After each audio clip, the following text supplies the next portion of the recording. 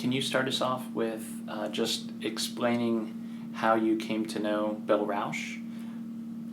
Yeah, so I came to know Bill Rausch via working with him at a company called Ray Group International, which is a consulting firm focused on Veterans Affairs stuff. And he was, I believe, a senior manager or director level at the beginning, and kind of pretty quickly among the female population came to be known for a level of misogyny, making pretty derogatory comments under the guise of potential jokes. So things like he approached me one day and told me that I was unprofessional because I was wearing pants that day, and that women in the workplace, it's much more professional to wear skirts or dresses, things like that. And I wasn't the only person that he did that to. What year was this?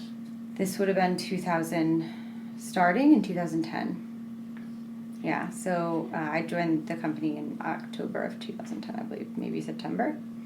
And I mean, he gave every girl had kind of an axe to pick with him. I mean, he was very flirtatious, but very kind of aggressive with it. He was kind of just a little bit, a level of discomfort I think everybody had with him. How so? Like aggressive, like physically? Or? Yeah, like he would like a lot of innuendo, and just kind of in your face, touting. I don't know how to explain it, but it almost felt like he put his role in the company first whenever he talked to you, especially the younger females. So there were a group of us that were kind of admin-ish role within the company, and he did this probably most with us. And I know there was another girl that who I believe you've spoken to, that he would text and make kind of comments about size and things like that. Was he handsy? Was there? No, I wouldn't say he was. In the office? I would not say he was handsy in the office during the day. Yeah, no. I mean, he was, not afraid to be kind of in your personal space, but he wasn't, grabbing or anything like that, touching. Did you or anybody else in the office know about Maura at the time? Did he ever talk about Maura Murray? He did not. I did not at the time. I later came to find out that somebody in the office did, and that's actually how I found out about Maura Murray after my incident with him. It was brought to me kind of as, did you know? And that was when if we're fast forwarding all the way past my incident, when they brought that information to me, that's when I decided I needed to probably say something to the police. So what was the first thing that happened with Bill? I think the first really out there, sort of can't deny the threatening nature of it, was when one morning when I was coming to work, I was, as always, going up the metro escalator, which in DC are quite long. I mean, 100 plus feet of escalator we're talking. I was a little past midway, I would say, like getting close to the top of the escalator, and somebody came bustling past me, essentially sprinting up the escalator, and pushed their shoulder into me, almost like checking me as they walked past, and did one of these, so I fell. And it felt kind of intentional. It was like, and people around me kind of like helped me up. Somebody like made sure I didn't fall all the way down the escalator. My clothing was ripped. I had to go home and change. Did you see who it was? When I looked up at the top of the escalator, I saw the person rounding the bend. They were still sprinting. I don't think they wanted to be seen. And I saw that it was Bill. Plain as day, I know that it was Bill. I mean, there was no ambiguity. I saw his face. And so I did go into the office before I went home and completely called him out on it and said, you literally just pushed me down the metro escalator. What was that? I was just so thrown off by it. It just seemed so bizarre.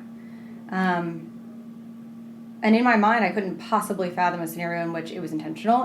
It seemed intentional based on the action, but it was so outlandish that somebody would actually do something like this. So it was really I almost wanted to buy his story when he said, "Oh, that wasn't me. I didn't know I didn't see you." And I just kind of let it drop. And then, like I said, I went home. I changed. I came back. He continued to make comments. I mean, just little things here and there, kind of to the point about like clothing, attire, things like that. That day or over time? Over time. And then.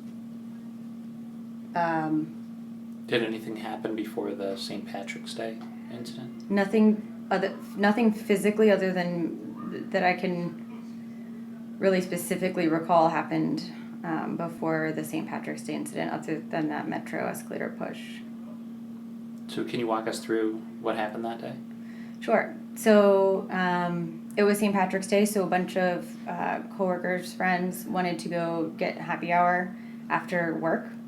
And it was unseasonably warm, so a lot of us had worn jackets and left them at the office, realizing that we were with the office manager who had a key to the building, and we could come back at the end of happy hour, get our coats, and go on our merry way.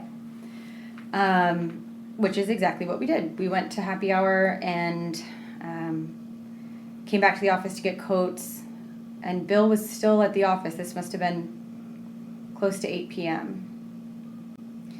And so we ran into him. He was, again, I want to stick to the facts, but he seemed wired in some capacity. I mean, I don't know whether that was just personality or like there was any kind of substance involved.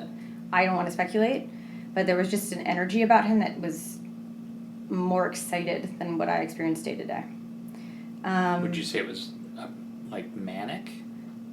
I would absolutely describe it as manic, yeah. And so we got our jackets, and I don't know what, maybe my phone. I had run back quickly to get something as the group was leaving. The office manager who was with us had gone on to meet her sister who was visiting at another bar because her sister was there waiting. And we were all going to go meet up with her. And so we were walking out of the building, and the way that the doors close, there was a man trap when you walk in the building, so 2 sets of doors. And I was just far enough behind people that the door, like right as I was getting up, closed and locked itself. And so the way to get out of the building would have been, like, I couldn't get it open. I don't know, like, I don't want to say that there's no possible way I could not figure out how to get it open without a key. And so I was going to go through the back door in the back. And I went to grab the other door, and that other door was locked too, so I was kind of in this man trap. And Bill came out to let me back into the building, which seemed, nice enough. And I was going to go out the other doors, and he said, "No, I need to talk to you for a second. Come over here." And took me to the waiting area outside of the executive's office. And I don't remember exactly how he led into it, but basically started off by telling me that, asking if I remembered that day on the metro escalator. And I said yes. And the way he was framing it, again, he was leading with his role. So it seemed like... he was, I don't know why, but it felt like he was trying to have a work conversation, or something about work, because he was just like, he still was coming off as like a very... didn't feel social. It felt like domineering. So I, in some capacity, felt like I had to listen. He was my superior. And so I went over and he asked me, and I said, yes, of course I remember that. And he was like, and he told me that he knew that was me and he meant to do it. And I really, yeah. What's your response at that point? What do you think of that? Yeah, so I didn't know how to respond to that. At first I thought he was drunk or high or joking, and I didn't know what to think of it. And I was like, oh, okay. And he's like, no, I really do need to talk to you about stuff, though. Again, I assumed it was work related. And he motioned for me to go into the executive's office, which I did. And he came in behind me and locked the door and was kind of standing between me and the door. And I was like, what's going on? I turned on the lights. He had turned off the lights. And he was like, so I've been meaning to talk to you about stuff, and like made comments about clothing and about the dress I was wearing. And kind of invaded personal space, got very close to my face to ask me about my dress and about what we were doing and where we were going next and where the party was continuing. And I was like, okay, I don't know, like we're just leaving. And he was like, no, come on. And at that point he grabbed me by the shoulders and turned me so that I was facing the table in front of him, away from him.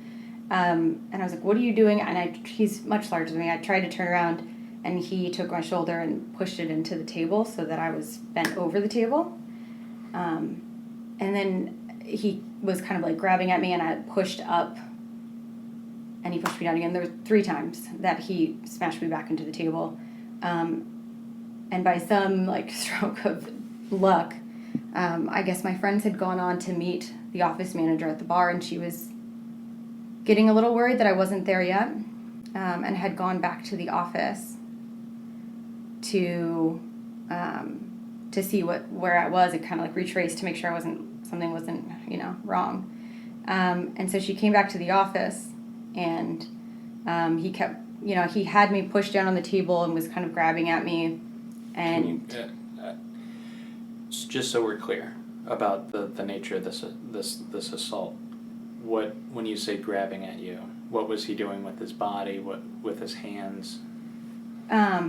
Yeah, so he had his hand on my neck on the table, one hand, and his other hand was kind of like grabbing at my leg, my upper leg, and I had dress on that he was kind of pulling on. And I kept trying to I was pushing his hand away, and he just kept putting it back.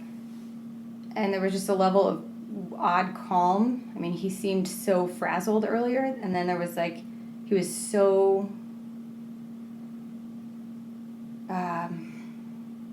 unconcerned. Like he kept doing it, and it was it was like a robot. Like when I would look at him and ask what he was doing, he would just smirk and push me back down. And then he was pulling my dress, and I would push his hand, and he just would put his hand back there, not with any rush. I mean, he just felt so comfortable, it seemed to me, which was another level of unnerving for me.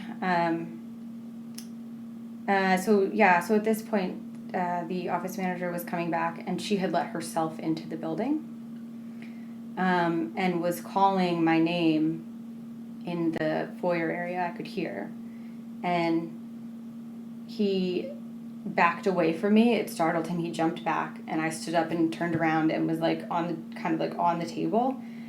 And he said, "Don't fucking say a word." And there was a weird part of me that was what I almost felt like I was paralyzed. Like I couldn't say anything. Like something would happen. If I did, I would get in trouble, or he would hurt me. Or there was a level of intimidation where I actually was quiet for a second, which is kind of insane and weird for me to think about, because it's not me to be intimidated or and so I eventually kind of she kept calling, and I eventually just made a noise. I don't even think it was a word. I just made a noise in hopes that maybe he would think it was an accident if she didn't hear me and come in. So it was more just a call. But she did, and I heard she was her heels coming toward the office, and he did too. He kept backing up to the executive desk in the room. This had all been over a conference room table. And he crouched down beside the desk, and he said, "This never fucking happened." And he crawled under the executive's desk, at which point she opened the door, and I ran out. Did you tell them, your coworkers, your friends, what happened? Kind of. So that night I was still processing, and I was in a place where I told her at the start, I need to get some distance from this building before I tell you what happened. So we kept walking, and I honestly thought I could talk this through and figure out what had just happened, that it wasn't weird, that it wasn't, this was my first workplace out of college. I didn't know what to make of it. And so I thought maybe like I could continue the night, and it was just like not as big a deal as it felt like, and I was just being dramatic or something. But I told them kind of like part of the story, specifically that office manager who's a very good friend of mine. And I ended up having to leave because I just couldn't, like I was getting upset and I didn't really understand why, and it was kind of this weird, surreal sort of thing. So I went home that night, and the next morning went to work and tried to speak with an older female coworker who was more experienced to kind of get her take on what had happened. Had Bill come into work too? Not yet. And when I was talking to her kind of admin person was asking me, and the office manager was there and was like, you need to talk to these other people. And so a few female coworkers and I went into an unused office, and we're sitting there talking. The office had a glass door, and I was explaining, at which point the president of the company saw us and opened the door and was kind of like, why are you guys, what are you guys doing? And they all almost at the same time said, you need to tell him. At which point I just lost it, and I did tell him, and then that was kind of like where it all started with the investigation. I guess speaking to the investigation, I'm recalling that I went home that night and received a number of text messages From? Bill to my personal cell phone, indicating that he knew where I lived, asking me if we could continue the party at my place. Did you take that as he wanted to be with you, or that he was threatening you? To be honest, at the time, I was so concerned about, like, I had some weird guilt happening about it. Some weird, like, why did I put myself in that position? I asked for this sort of thing happening, where I thought it was kind of my fault that maybe I gave him the wrong message, or I did something. So I didn't take them in any way other than to be kind of critical of my own actions, and that was kind of it. And then the next day, I mean, when I was playing it back, I was looking at them again, and based on everybody's reactions, I was kind of realizing that this was what I was feeling, and this wasn't my fault a little bit, and the next day they felt menacing. Like, the intention kind of shifted in my mind after I really got some space from the actual incident, I guess. When did you go to police about? So that day, I was excused from work. They basically said, we don't want you here when he gets here. And we will immediately address this when he gets here. The older female coworker, I shouldn't say older, more experienced female coworker who was there that I wanted to talk with in the first place had at that point heard, because I had had a conversation with CEO and others, the president and more of the executives wanted to hear about it. And I was getting ready to go. She offered to give me a ride home and told me about the Maura Murray case, and really encouraged me to the very least get a restraining order. And so before she took me home that day, but before she did, she took me to the police station in DC. And I went in and with her, and we went to the front desk at the police station, and a woman was there and asked what we were there for, and I kind of stumbled around telling her that it's taken a long time for me to even get comfortable with the word assault. I don't think I said that. But the person I was with did, and then at that point she started questioning why it took me so long to come in, whether or not this was real, and I started to get upset, and I just left. She took me home, and that was kind of that, and then I was out of work for a little while they tried to kind of start the investigation and figure all that out. Was that the last time you ever saw Bill or heard from him? Yeah. Thank you. I want to move directly to the other story here.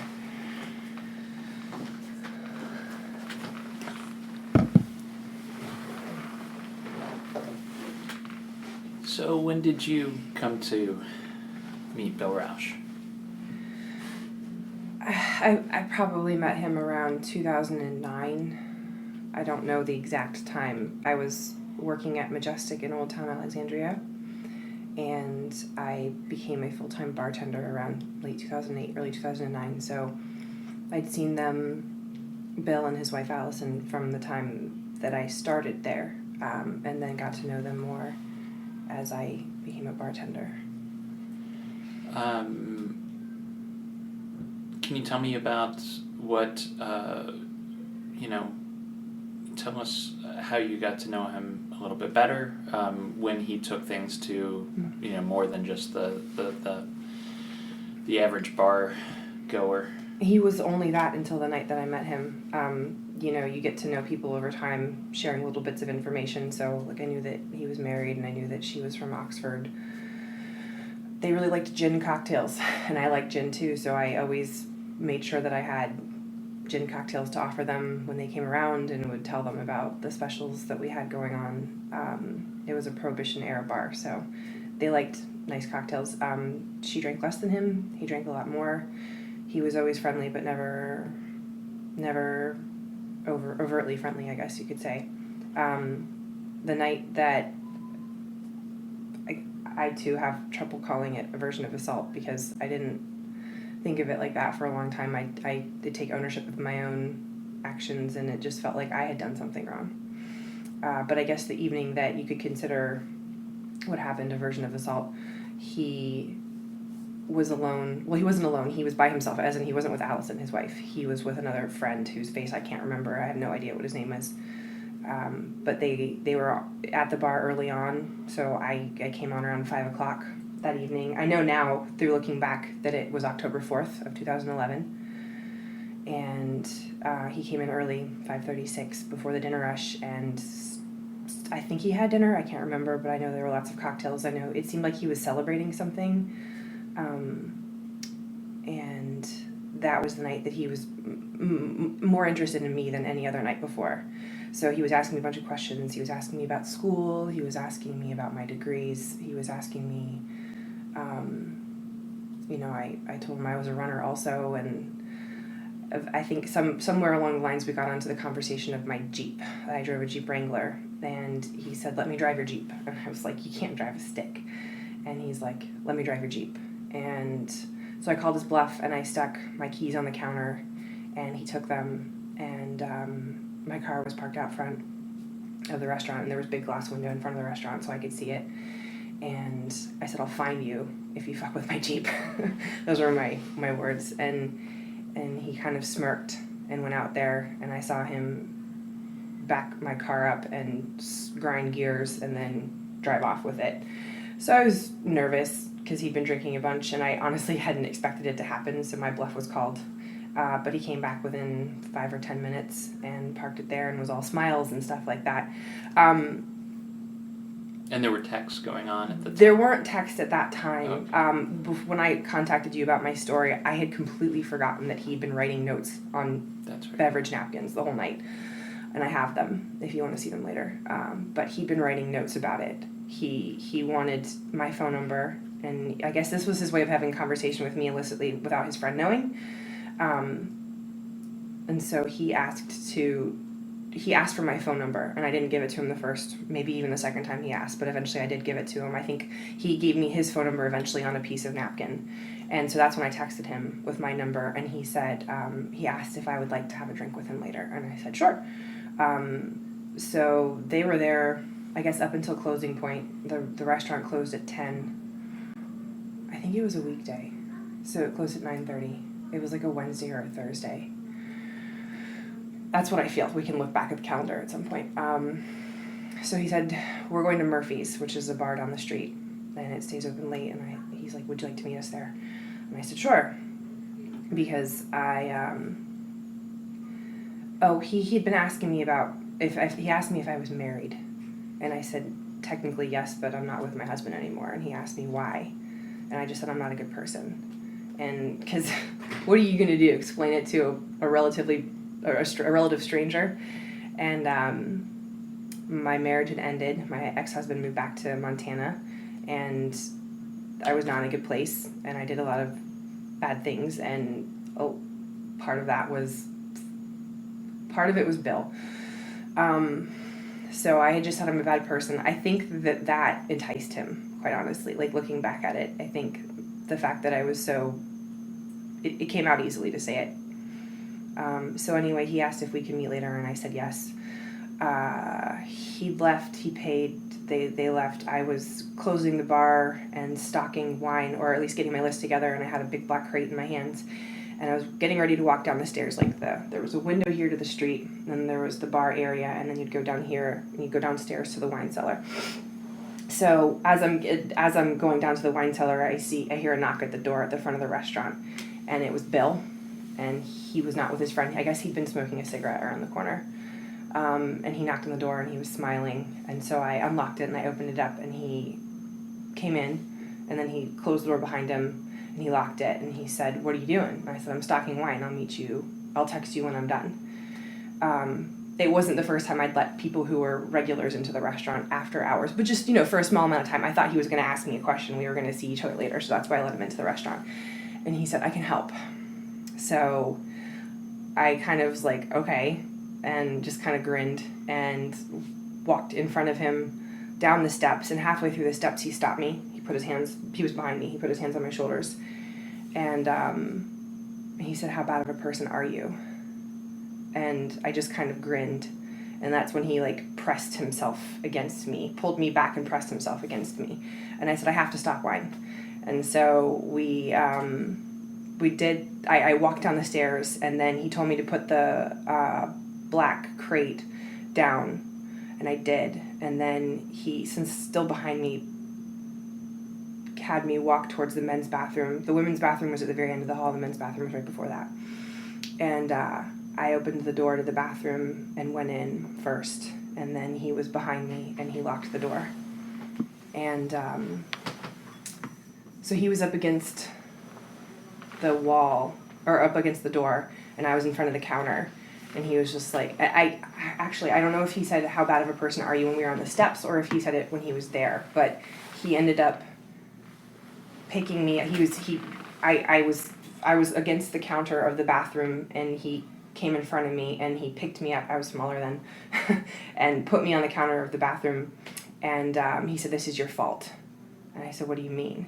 And he said, "I've been staring at your necklace all night, and it fits just right perfectly between your breasts." And he's like, "So this is all your fault." That was the conversation that was happening. And then he started to kiss me, and I kissed him back. But it was really weird. And I think we were there for a few minutes, and I said, "My manager's upstairs counting my bank. I can't be back here. I have to count the bank." So he was like, "Okay." And so he backed off, and we went upstairs, and I said, "I'll text you in a little bit." Because I told you, and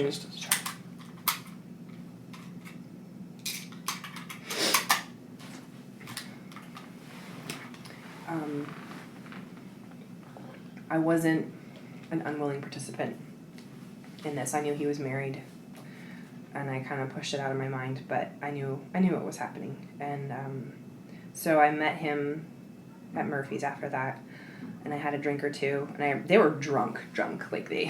He and his friend had many cocktails that night. I don't remember if they ate. I'm sure they ate something, but meeting them at Murphy's, I was relatively sober. That was my first beer. I had, I think, 2 beers while I was there, so I offered to give him a ride home because he lives in my neighborhood, 2 blocks from me, or at the time 2 blocks from me. So he said sure, and we walked back up to my Jeep. I guess he said bye to his friend, or his friend left early or something. I can't remember.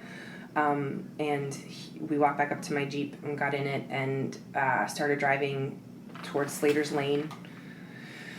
And he reached over, and he started unbuckling my belt and unbuttoned my pants and put his hand in my pants. And this was in the Jeep as you were driving? Yeah, as I was driving. It wasn't at a stoplight or anything. Mm-hmm. I mean, maybe it started at a stoplight, but it was 5 minutes between my restaurant and work, or in my apartment at the time. So Yeah, I know we went in through the side entrance of my apartment building. And he came into my apartment, and I don't remember much fanfare or anything like that. I remember asking him if he had cheated on his wife. I think it was as we came into my apartment. I said, "Have you cheated on Allison before?" And he said, "Not since we've been married." So that was that, and we had sex. I remember some of the comments he made. Oh, he likes to choke women. That was the scariest part of it, is that from that moment he entered my apartment, he put his hand on my neck, and it stayed there the whole time. And he never, like, overtly choked me to the point of passing out, but he choked me enough that I would stop breathing, and he liked that. That was when I started to really become uncomfortable with the look in his eye. It was more of like a power struggle than it was of pleasure or any other version of that. It was very conscious that he wanted to choke me, and I think that's why he, like, you know, I'm reading into some of it later, which I shouldn't do, but maybe that's why he liked it when I said I wasn't a good person. Anyway, he choked me the entire time we had sex, and at the end of it, he got up and it was like nothing happened. He went to my bathroom, he cleaned up, he came back out, no smiles, stoic. And I was like, "Do you want to go have a cigarette outside the apartment?" And he said yes. So we did, and as soon as he lit his cigarette, he said, "This never happened." And I said, "Sure." Or, "This never happened, right?" And I said, "Sure." He's like, "You really aren't a good person, are you?" And I said, "No." And he's like, "I'm going to go that way," which was pointing up to his house. "And you're going to go that way?" I said, "Yes." He said, "All right, have a good night." And that was like 2 or 3 in the morning or something like that. So that was the only time we'd seen each other outside of work. The only time we ever had a physical encounter. Did you ever see him again? Yeah, many times. He came back into the restaurant often. I think within a week or 2 he was back at the restaurant. And the first time he was there with a buddy. Did he say anything? No, not at all. It was like it never happened. And quite honestly, that was fine with me because I didn't want to think about it happening either. I was like, that was a stupid choice. That was a really big mistake. So no, none of it. It never happened again. But he started paying with cash after that, which I thought was weird. Because in my head, I'm like, how can you be out till 3 o'clock in the morning and your wife doesn't know where you are? So anyway, I'm just thinking about all this stuff. But people who don't want to be noticed always pay with cash. Actually, I will say that the first time he came back, instead of tipping me egregiously the way he had before, he always, like, tipped a ton. On card and on cash afterwards. Or in cash afterwards. And this time he left me, like, an exactly 20% tip on the check. And I was like, "You're a piece of shit." So that was the first time, and that was just with a buddy of his. And they were only there for, like, 1 or 2 drinks, and they left. And then he came back again around Christmas or New Year's with Allison. And I was mortified. And pretended like nothing had happened, and I just said hi to her first, and he pretended like nothing happened. So that was pretty much it until I left. I never told him I was leaving. What prompted you to get in contact with me? I started reading the Missing Maura Murray blog. I'm into true crime podcasts. And Did you know that Bill was connected to Maura Murray not at before all. this? I had no idea who he was. I had no idea what he did. He was just a person that came into the restaurant. I figured most of my clients, or not clients, but the clientele at the restaurant were affluent. So it didn't surprise me that he probably had some upstanding job and he dressed well and everything. So, but anyway, I was just listening to the Missing Maura Murray podcast, and I think I was maybe 3 or 4 or 5 episodes in, and Googling the people in the case so that I could try to get it in my mind's eye and understand all that was going on with it. And I Googled Billy Missing Maura Murray, and then it popped up with his picture. Or I can't remember if it popped up with Bill Rausch. I didn't know his last name even. I had no idea what his last name was. But his picture came up, and I was like, whoa. I recognize him, but he didn't have a beard when I knew him. So it was... I looked through a few more pictures. I looked at a couple links. I found his Facebook page, and I looked through the pictures, and then I saw his wife, Allison. So I knew it was him. And people, and I know I had this going through my mind after you contacted me. It's like, well, maybe it's some other Bill. Maybe it's some other Allison. And so I reached out to Bill, and he said, no, of course that never happened, but you kept the napkins. I do, right there. And on the napkin is his cell phone number, which is Bill Rausch's cell phone number. It is his handwriting. What prompted you to keep? I keep everything.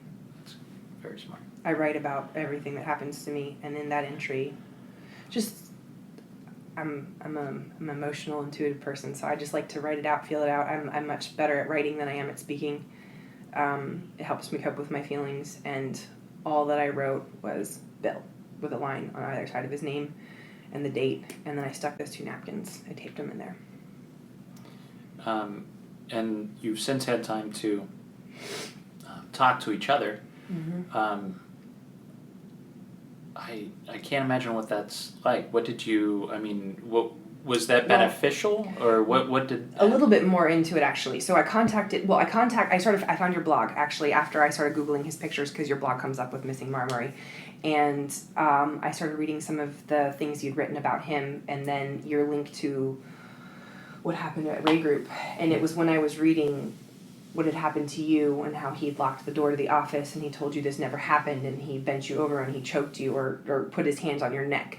All those things were just like flashback, flashback, flashback. And so that's when I contacted you. Honestly, I didn't expect to hear back from you. I had no idea how old these blogs were. I was just catching up on a podcast and I was like, if there's anything that I know Bill. I didn't expect to know Bill. I had an unsavory experience with him. If there's anything I can ever do to help, I'm here. And so that's how it started. But it was the striking similarities between the encounter and the look on his face that made me come forward to speak to you. Hearing her story, what does it do for you? What does it mean? It's kind of, in some ways it's validating because there's a tendency for whatever reason to like start to doubt yourself and to start to doubt what you experienced and like whether or not you're remembering it accurately, especially when people deny things. Yeah. And it's like it's kind of it makes you feel insane. So in that regard, it was validating, and I definitely, for me, it was like I got the impression that like he wanted me to. He kept doing things to like test me. Like he was trying, which reminds me of like what he did to you, where he was like pushing you into it, seeing how far he could push you, seeing how far he could push you, and if you let him do these things, and like that's kind of like a similar experience that I had. Though I felt like the difference is that I was kind of fighting back. Yeah. So, That's why it's even hard to kind of reconcile all of this. I was telling James before you walked in that this is something I buried in a coffin in 2011 along with a person that I wasn't very fond of in myself. And so it's always, I never, ever, ever considered this an assault. I just figured it was like, you know what? You learned your lesson. You got burnt. You started doing stupid things.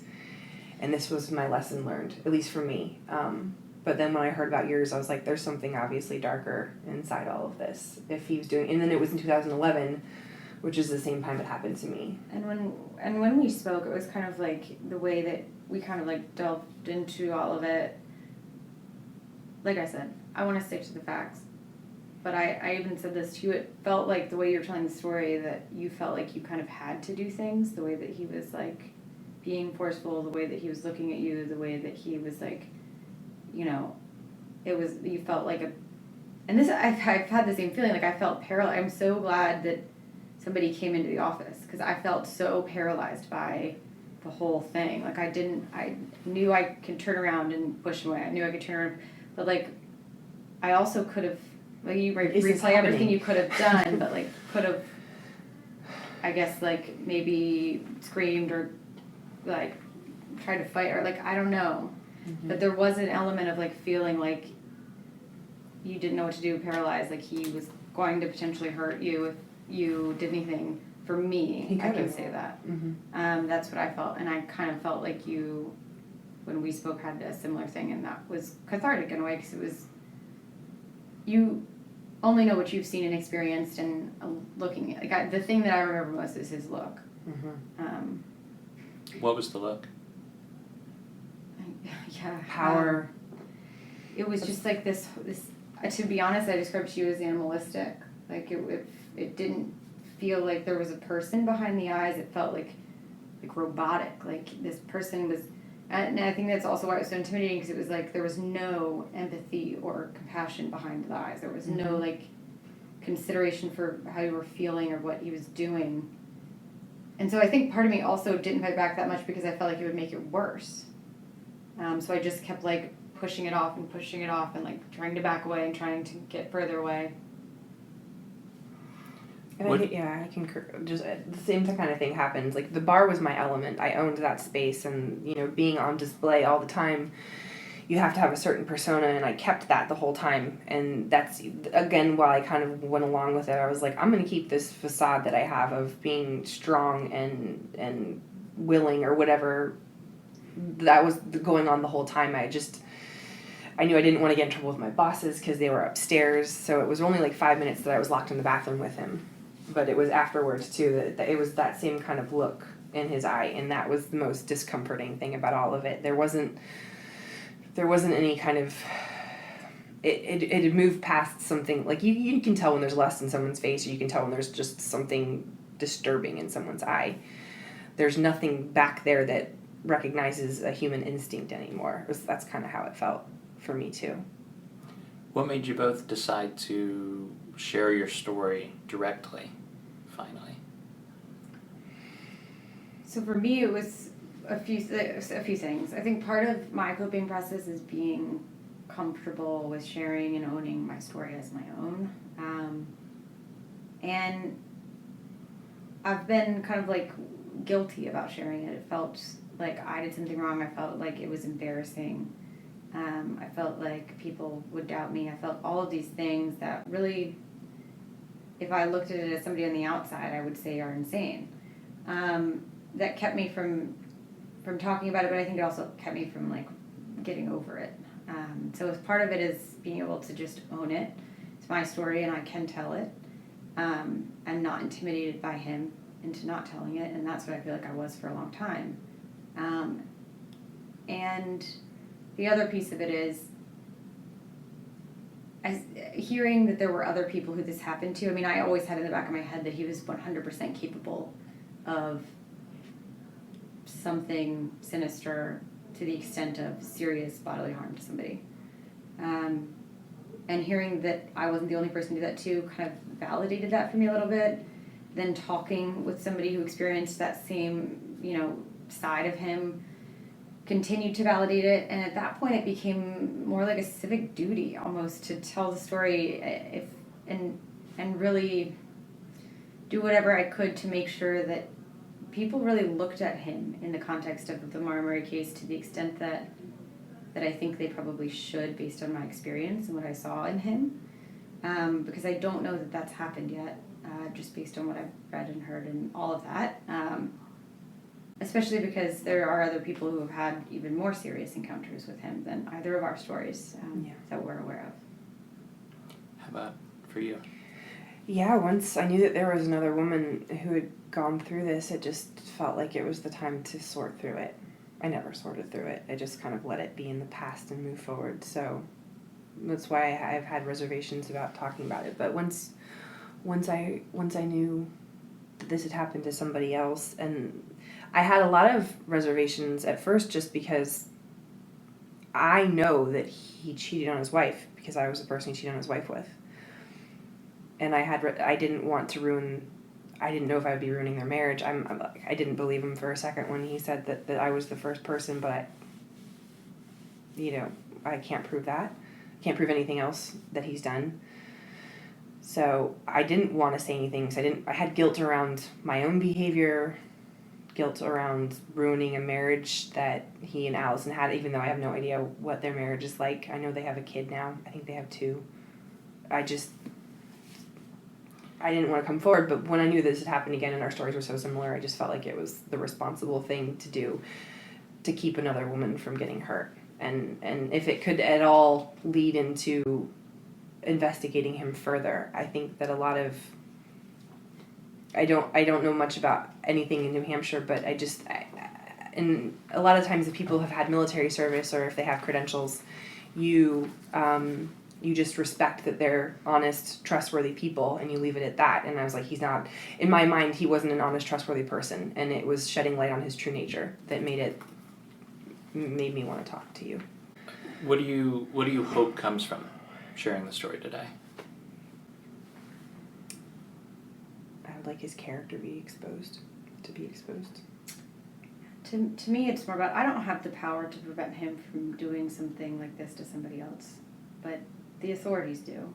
And I think if we're, already out there and telling our stories, especially given the proximity with which our stories happen to each other, there's very little doubt in my mind that he's done similar things to other people, that he has the capability, at least, to do other things to other people, and that he should be looked at further. I mean, the only people who can help at this point are the authorities, and to me, it's more about motivating a deeper look into him as a potential suspect, and as somebody who might have committed other crimes, because I think that's probably the case.